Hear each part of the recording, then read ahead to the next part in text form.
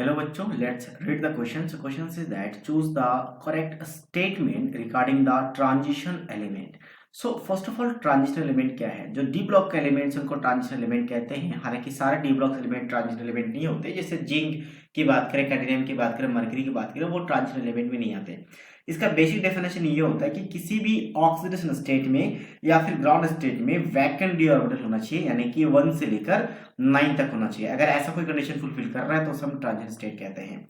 अब ऑप्शन क्या है? सबसे पहले transition element have low melting point. नहीं, ऐसा नहीं है।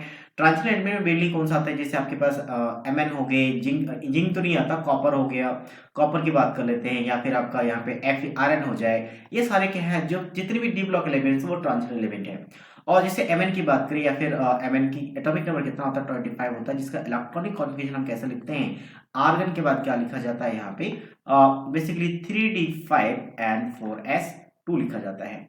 तो बेसिकली यहाँ पे क्या नंबर ऑफ इलेक्ट्रॉन बहुत सारे अनपेयर्ड है। जैसे डी में 5 अनपेयर्ड इलेक्ट्रॉन्स है, और एस ऑर्बिटल्स का भी जो इलेक्ट्रॉन्स हैं वो क्या करते हैं? ऑटोनॉमस इलेक्ट्रॉन्स है वो तो मेटेलिक बॉन्डिंग बनाते हैं। बहुत ज्यादा इलेक्ट्रॉन होने की वजह से इसका स्ट्रॉन्ग मेटेलिक बॉन्डिंग होती है, और स्ट्रॉन्ग मेटेलिक बॉन्डिंग होने की वजह से इसका high melting point boiling point होता है।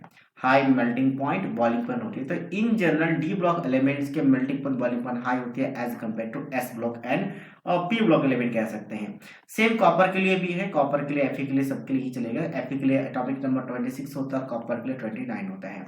तो इसका मतलब पहला ऑप्शन रॉन्ग हो चुका है। सेकंड की बात करते हैं, transition element do not have catalytic activity. नहीं, ये भी रॉन्ग है। एक्चुअल में कैटलिस्ट के जैसा यूज होता है। जैसे अगर मैं बात करूं जिसमें हम अमोनिया का फॉर्मेशन करते हैं by using N2N3H2, Haber process कहते हैं यहाँ पे, और NH3 का फॉर्मेशन होता है। तो बेसिकली इस NH3 का फॉर्मेशन में हम Fe को यूज करते हैं एज ए कैटलिस्ट। ऐसा इसलिए होता है क्योंकि इनके पास बहुत सारे पैकेट ऑर्बिटल होते हैं। जैसे आगे इसकी बात करें तो आर्गन के बाद हम क्या लिखेंगे? यहाँ पे 3d6 लिखा जाएगा और 4s2 लिखा जाएगा। और यहाँ पे 3d बात करें, 3d तो हो चुका 4d वाला पूरा का पूरा वैकेंट है।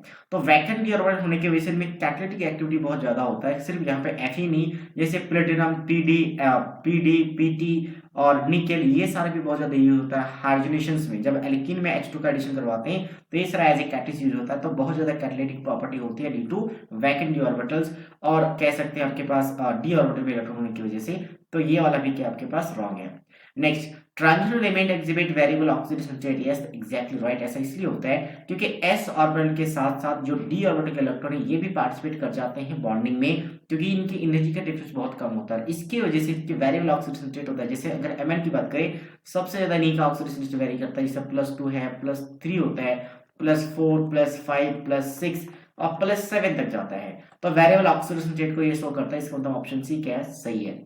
डी की बात करते हैं, ट्रांजिशन एलिमेंट एग्जिबिट इनर्ट पेट इफेक्ट। नहीं, इनर्ट पेट इफेक्ट सिर्फ पी ब्लॉक एलिमेंट शो करते हैं। इनर्ट पेट इफेक्ट होता क्या है? जैसे मैं बात करूं कार्बन की फैमिली या फिर बोरोन की फैमिली में, तो क्या होता है? बोरोन, एल्युमिनियम, ठीक है, फिर गाजर, फिर इंडिनियम और फिर थेलियम। तो यहाँ पे इसका इलेक्ट्रॉनिक कॉन्फ़िगरेशन कैसे लिखते हैं हम लोग? In general NS2 not 1, NS2 and NP1 और NP1। तो जब डाउन द ग्रुप जाते हैं तो डाउन द ग्रुप जाने पे जेड इफेक्ट थोड़ा सा इंक्रीज करता है, और इंक्रीज करने की वजह से जो s ऑर्बिटल्स होते हैं ये क्या होता है? न्यूक्लियस के क्लोज चले जाता है। न्यूक्लियस के क्लोज जाने की वजह से ये इलेक्ट्रॉन्स बॉन्डिंग में पार्टिसिपेट नहीं करते। और ये कब होता है? जब साइज इंक्रीज करता है। स्पेशली थेलियम में और इंडिनियम में देखा जाता है कि s ऑर्बिटल के इलेक्ट्रॉन पार्टिसिपेट नहीं करते, ओनली p ऑर्बिटल के इलेक्ट्रॉन पार्टिसिपेट करते हैं। तो इस पेयर्ड इलेक्ट्रॉन कहते हैं इनर्ट पेयर्ड इफेक्ट। तो ये p ब्लॉक के एलिमेंट में देखा जाता है, तो ये d ब्लॉक के ट्रांजिशन एलिमेंट में नहीं होता। तो ये अभी आपका रॉन्ग है। So only C is the right answer of this question. So I hope you understood it well. All the best.